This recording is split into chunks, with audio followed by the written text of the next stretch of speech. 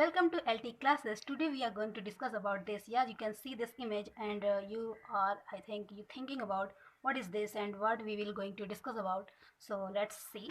Who is he? Why we are remembering and any achievements of this. So in this session we are going to discuss about him. Yeah, you know that Engineers Day is celebrated every year on the birthday anniversary of Sir Moksha Gundam Visvesvaraya. Yeah, he is a Moksha Gundam Visvesvaraya, and he's a very honorable person. We can say that because of him we are celebrated. We know that engineers are backbone of society. We can say this because of engineers our society is built up, and it's a very good way. So we should celebrate their achievements. Okay, and one of this person means Moksha Gundam Visvesvaraya is a very honorable person. Okay, his let's talk about who is he. So 15 September 1861, it's a birthday, his birthday, इनका birthday जन्म हुआ था आपका ये 15 सितंबर 1861 को। इसलिए ये हमेशा 15 सितंबर को इनके बर्थडे के दिन ही क्या किया जाता है, तो इंजीनियर्स डे सेलिब्रेट किया जाता है। ओके, तो इज द बर्थडे। एंड इनका प्लेस कहाँ है जहाँ इनका जन्म हुआ है, इनका प्लेस जो है आपका ये महाराष्ट्र में है। महाराष्ट्र के बहुत ही ऑनरेबल जगह है, जैसे कि उनका नाम क्या है, उनका नाम था आपका या चिकबल्लापुर इन साउथ कर्नाटका में इनका जन्म हुआ था। और इसके बाद इन्होंने बीए किया था, BA university of Madras. And फिर इन्होंने सिविल इंजीनियरिंग की थी कॉलेज ऑफ साइंस इन पुणे। क्योंकि इनका बीए में बहुत अच्छा ये टॉप किए थे, इसलिए इनको स्कॉलरशिप मिली थी। तो इस स्कॉलरशिप के ज़रिए ये जाकर के कॉलेज में अपना एडमिशन कराए थे पुणे में। फिर वहाँ से उन्होंने इंजीनियरिंग की थी। क्योंकि बीए के टाइम जब वो कर रहे थे तो उनको बहुत प्रॉब्लम हुआ था, काफ़ी प्रॉब्लम फेस करना पड़ता, क्योंकि उनकी स्थिति उतनी अच्छी नहीं थी उस वक्त। उनको कहीं रहने के लिए भी बहुत जहाँ तहाँ रह के वो किसी भी तरीके से पढ़ाई लिखाई किए। लेकिन क्योंकि उनका इतना अच्छा मार्क्स लाया था जिसकी वजह से उनको स्कॉलरशिप मिली, तो उनको पढ़ाई में कोई प्रॉब्लम फिर नहीं हुई। और जब बात करें कि why we are remembering because of him, तो क्योंकि इनके अचीवमेंट्स बहुत ज़्यादा थे। उन्होंने बहुत ही अच्छा इंजीनियरिंग में मार्क्स मिल लाया था, जिसकी वजह से इनको सरकार की तरफ से इनको जॉब मिली थी। और इन्होंने बहुत कुछ किया भी है, काफ़ी डैम बनाए हैं और काफ़ी कुछ किया है। जैसे कि मैं भी अभी हम लोग बात करेंगे कि उन्होंने क्या क्या किया है। या इन्होंने 93 में इन्होंने डिज़ाइन किया था patented automatic water flood gates. Okay, and 1912 to 1918 इन्होंने इनको क्या किया था, मिस्टर नहीं, सर बोलेंगे, sir M Visvesvaraya was appointed as the Diwan of Mysore. Mysore में इनको दीवान के रूप में अपॉइंट किया गया था। ठीक है, और फिर वहाँ पर उन्होंने क्या और भी बहुत कुछ किया। फिर 1917 में इन्होंने स्टैब्लिश किया गवर्नमेंट इंजीनियरिंग कॉलेज जो इन्होंने बनाया, जो कि बाद में जब उनका डेथ हो गया तो उसके बाद उनके नाम पर ही उस कॉलेज का नाम रख दिया गया। पहले उस कॉलेज का जो नाम था वो था आपका इंजीनियरिंग गवर्नमेंट इंजीनियरिंग कॉलेज, जो कि था बेंगलोर में जो था। और उसको नाम बाद में रख दिया गया क्या चीज़, तो वीसी ऑफ की मतलब कि क्या, विश्वेश्वरैया कॉलेज ऑफ इंजीनियरिंग। ठीक है, जिनके नाम पर फिर रख दिया गया था। और इनको विश्वेश्वरैया को बहुत ज़्यादा किस नाम से भी जाना जाता है, तो उनके प्रिंसिपल्स की वजह से जाना जाता है और उनके डिसिप्लिन की वजह से। वो बहुत डिसिप्लिन पर्सन थे, इसकी वजह से भी जाना जाता है। और उन्होंने ऐसे और भी बहुत की काम किए थे। जैसे कि उन्होंने एक और काम क्या किया था, तो उन्होंने कृष्णा राजा सागर डैम है जो कि मैसूर में है, वहाँ के वो चीफ इंजीनियर बने थे। ठीक है, इनके देखरेख में सारा कुछ वहाँ हो रहा था और बना हुआ था।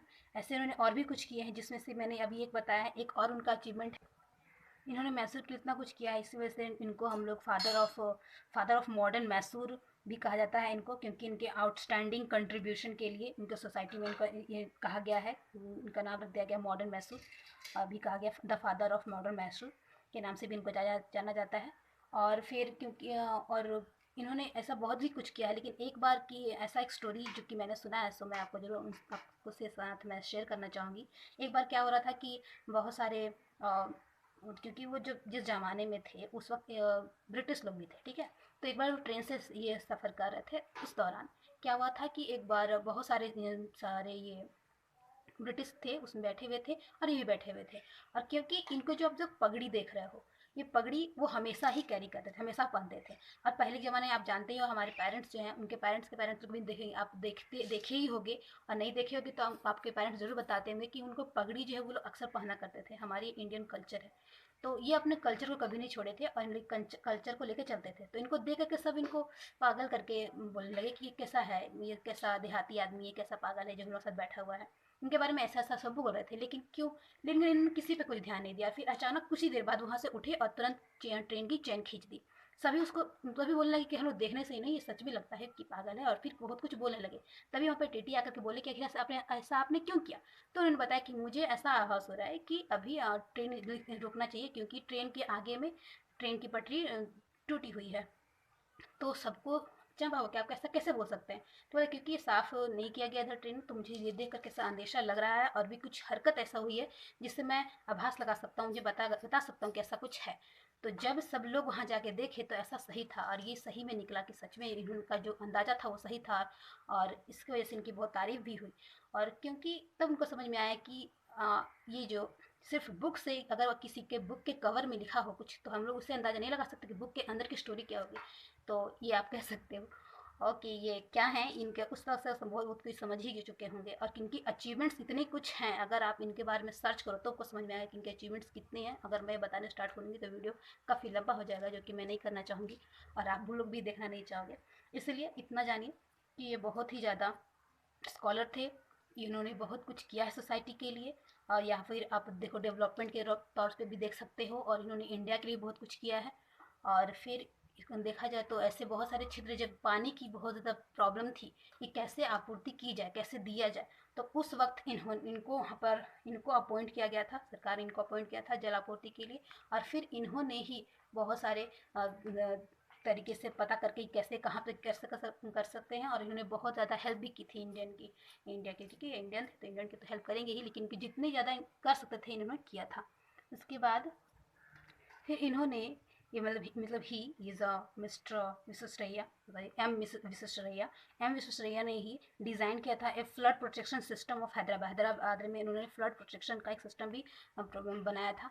और भी ऐसे बहुत सारे, ऐसे एक प्लेस था जहाँ पर कि मतलब ऐसा बहुत सारा प्लेस होता है जहाँ क्या होता है कि आपका नदी तो है, लेकिन वहाँ पर लोग बांध बनाते हैं, बांध बन जाता है, उसके बाद कुछ पानी वेस्ट भी होने लगता है, तो उसका भी इन्होंने किया था इरिगेशन के रूप में उसको यूज़ करके, ताकि जिनको खेती करनी है उनको भी काम हो जाएगा, और अगर आपको बिजली के लिए चाहिए वो, तो उसके लिए भी काम हो जाएगा। तो ऐसे बहुत सारे इन्होंने टेक्निक्स लगाए थे, जिसको कहते हैं इंजीनियरिंग का बुद्धि लगाना, जो कि एक्चुअली में इंजीनियरिंग का बुद्धि इसी को कहते हैं। और इन्होंने ऐसे बहुत सारे काम किए हैं, इनकी वजह से इनके वजह से इंजीनियर्स का और भी नाम बढ़ा है, और भी नाम बढ़ेगा ही, जैसे कि और भी बहुत ऐसे अचीवमेंट्स और भी लोगों ने किए हैं। लेकिन क्योंकि ये फर्स्ट थे, ऐसे इंडियन थे जिनकी वजह से किया जाता है। ऐसे बहुत सारे आप देखते हो गए कि बहुत सारे ऐसे चीज़ आते हैं कि सब कोई कहते हैं कि ये सब कोई इंडियन का नहीं है, इंडियन के जैसे नहीं, जैसे है कोई मान लीजिए किसी का हम लोग बर्थडे मना रहे हैं या फिर कुछ और मना रहे हैं, तो सभी कहते हैं ये तो कल्चर इंडियन का नहीं है।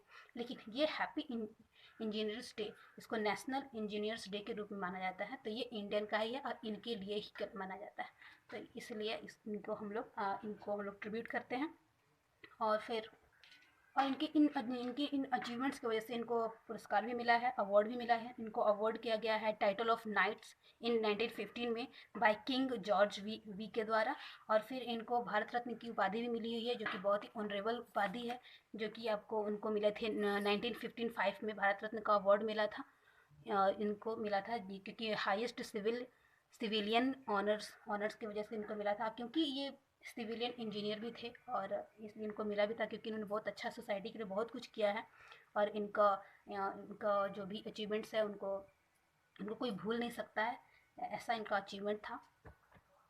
End of the session, I will say that he is a very good civil engineer, builder, economist, statesman, and he can be country, इनका अकाउंटेंट जितना भी था वो कोई भूल नहीं सकता। Is a very good person, national builders कर सकते हैं। एंड एवरी इंजीनियर, सभी इंजीनियर को, जो भी इंजीनियर्स हैं और जो भी हमारे लिए बहुत अच्छे काम कर रहे हैं, उनको आज के दिन मैं अपने तरफ से और हमारे LT क्लासेस की तरफ से बधाई देना चाहूँगी। उनको यही बोलना चाहूँगी कि आप लोग अच्छे काम करते रहिए, और आपका नाम ऐसा ही होता रहेगा, और सभी आपको विश तो ज़रूर करेंगे ही, लेकिन मैं भी करना चाहूँगी। और क्योंकि आज इंजीनियर्स है तो आज आपका डे है, तो हमारी तरफ से एक ट्रिब्यूट था आप सबके लिए। अच्छा, फिर तो थैंक यू, आज के लिए इतना ही, और आज का हमारा सेशन यहीं पर था। अगर आपको पसंद आए तो प्लीज़ मेरे इस सेशन को, अगर आपको पसंद आए तो आप अपने जो भी जो भी आपके फ्रेंड्स हैं, फैमिली मेम्बर्स हैं, जो भी आप हैं, अगर उनको वो इंजीनियर्स हैं तो प्लीज़ उनको शेयर कीजिए।